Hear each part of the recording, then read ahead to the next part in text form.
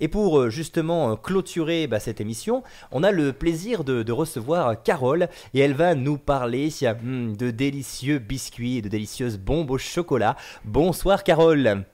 Bonsoir. On est ravis de vous avoir avec nous sur Variance FM, c'est un plaisir. Bonsoir Carole. Bonsoir.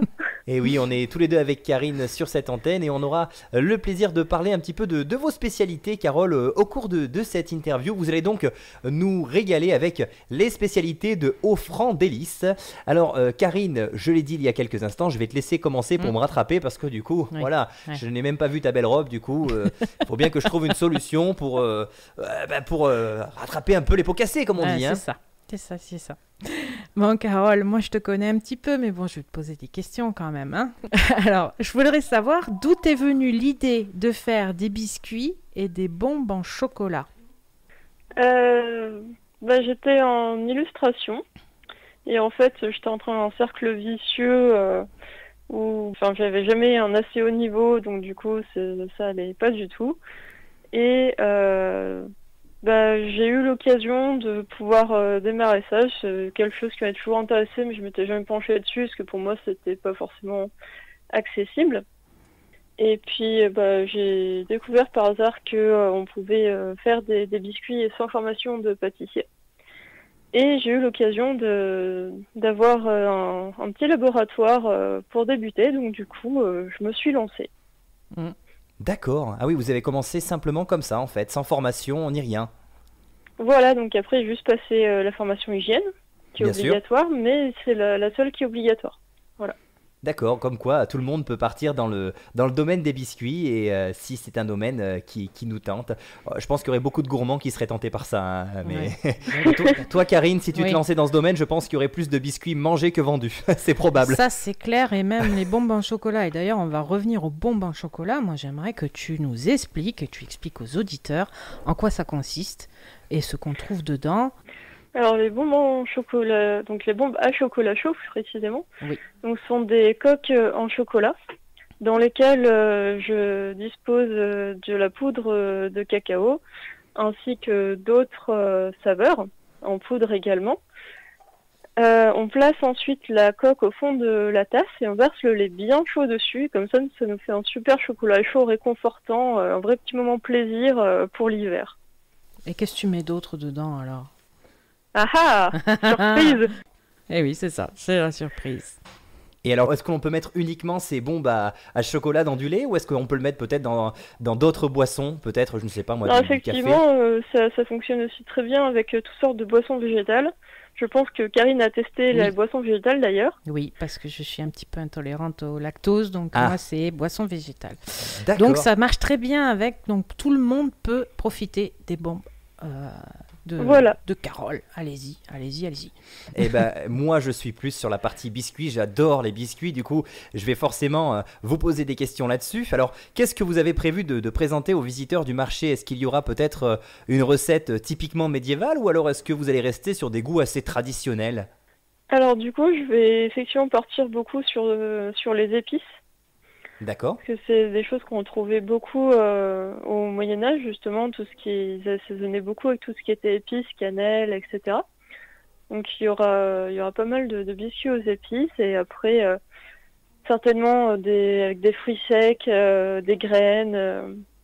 Voilà, je vais quand même tenter de faire des recettes avec des goûts qui peuvent rappeler justement cette période de l'histoire. D'accord, parce qu'après, sinon, vous avez d'autres gammes qui sont peut-être un petit peu plus traditionnelles en soi.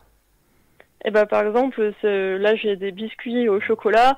Bon, c'est pas très médiéval.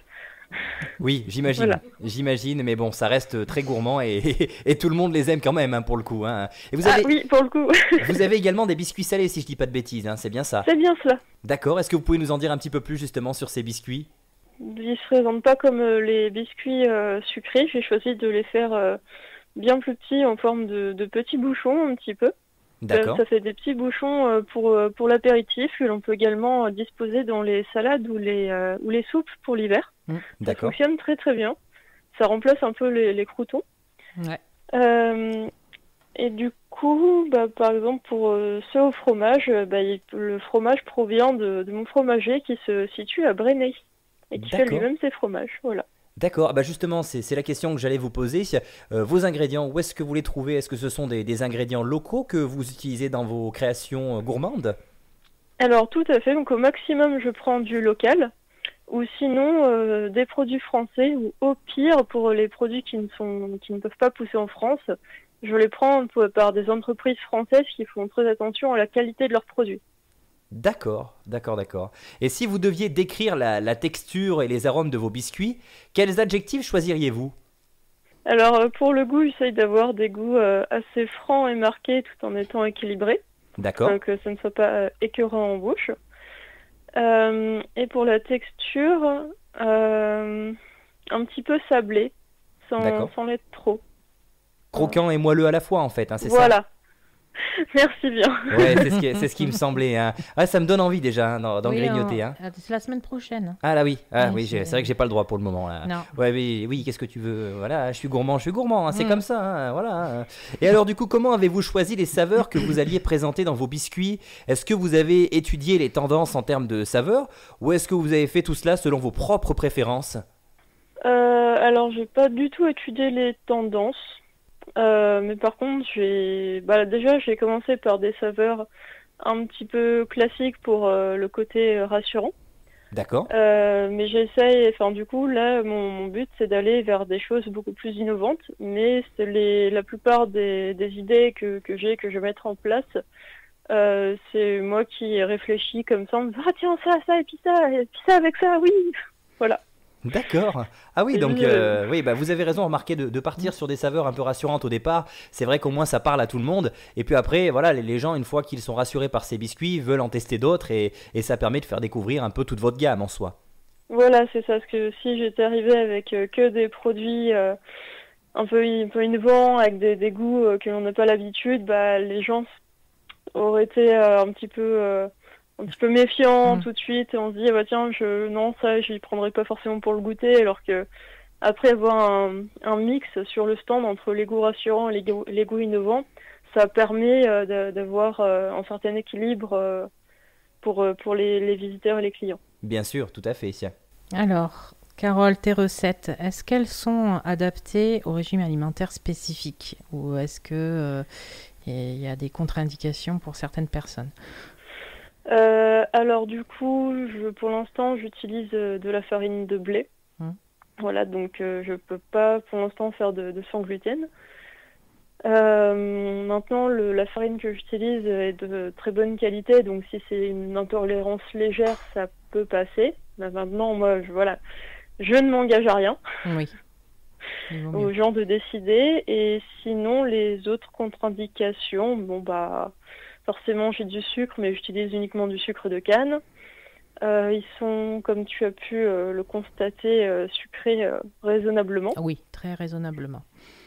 Voilà, donc après, ça sera vraiment à chacun de voir selon ses intolérances propres.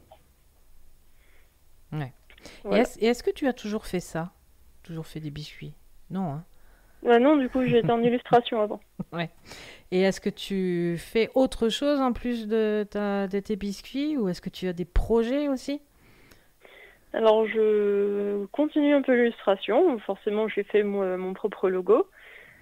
Donc, je vais continuer un peu l'illustration et peut-être des projets dans l'illustration également, mais à voir sur le long terme. On se concentre déjà sur le début de l'entreprise de biscuits. Oui, ça prend du temps. Et est-ce que vous avez peut-être prévu d'allier les deux domaines? Parce que c'est vrai que l'illustration et les biscuits peuvent parfois aller ensemble. Moi, je me souviens qu'il y a quelques jours de cela sur l'antenne, j'ai reçu une personne qui faisait justement des biscuits personnalisés à la glace royale. Donc là, peut-être que vous allez mettre vos talents d'artiste à contribution dans vos biscuits un jour. Peut-être que je trouverai l'idée, effectivement, sait-on jamais. Oui, peut-être. Hein. Et vous pourrez dire que l'idée venait directement de la radio. Hein. Comme ça nous fera un peu de... Tout à fait, comme ça, Voilà. je vous enverrai un petit peu d'audience supplémentaire. Exactement, voilà, vous pourrez nous envoyer plus d'artisans, ils seront contents de passer sur notre antenne. Ben nous, le 13 mai, on va te retrouver sur la place Jean Jaurès, hein. Et oui, Et tout oui, à fait. voilà. Et où on pourra trouver tous tes produits qui sont très très très bons. Bien sûr, ça sera l'occasion de venir se régaler avec ces quelques spécialités. Et on le disait d'ailleurs tout à l'heure hors antenne avec Karine, ce sera peut-être l'occasion justement de prendre quelques biscuits chez vous et de se rendre après à la buvette, parce que du coup apparemment ces biscuits s'accordent parfaitement bien pour l'apéro, notamment les biscuits salés. Donc, Tout à fait. Avec un petit verre d'hydromel là. Ah oui, je pense que là vous allez passer un bon moment là. Les biscuits aux épices avec l'hydromel, là, je pense qu'on va se faire plaisir. Il y a moyen effectivement. Et puis les salés avec une bonne cervoise, une bonne bière aussi, ça peut être sympa, avec modération, bien évidemment. Tout à fait. Modération que tout le monde ne connaît pas forcément. Ben non, on verra si on s'y tient. Je ne sais pas si on a invité modération. Voilà. Bien sûr, tout à fait. Et alors, Karine parlait tout à l'heure du lieu dans lequel on va vous retrouver du coup le 13 mai, donc sur la place Jean Jaurès. Mais on peut également, je suppose, vous retrouver assez facilement donc sur les réseaux sociaux et peut-être même sur un site internet. Alors pour l'instant, que sur les réseaux sociaux. D'accord. Sur Instagram et Facebook, au nom de Offrande Délices, tout simplement, au pluriel. Et après, sinon, en boutique physique, on pourra me trouver au Café Arcade à QC. D'accord. Ah oui, on pourra venir déguster vos spécialités là-bas, c'est chouette. Ça, tout en profitant d'une petite partie de jeux vidéo rétro. C'est une super idée de votre part, hein. C'est vrai que ça, il y en a pour toute la famille. Et ben voilà, exactement. Et puis on salue d'ailleurs Fred, voilà qu'on connaît bien et qui était venu donc sur cette antenne il y a très peu de temps pour présenter le marché des curiosités. Et ben en tout cas, Carole, on vous remercie de votre présence. On vous souhaite de passer une agréable fin de soirée. Merci à vous, bonne fin de soirée également. Et puis, on vous donne rendez-vous le 13 mai, n'est-ce pas, Karine? Oui, moi je te fais des bisous, hein, quand même. Oui, gros bisous. Karine. Et on se voit le 13 mai. Et on se voit le 13 mai.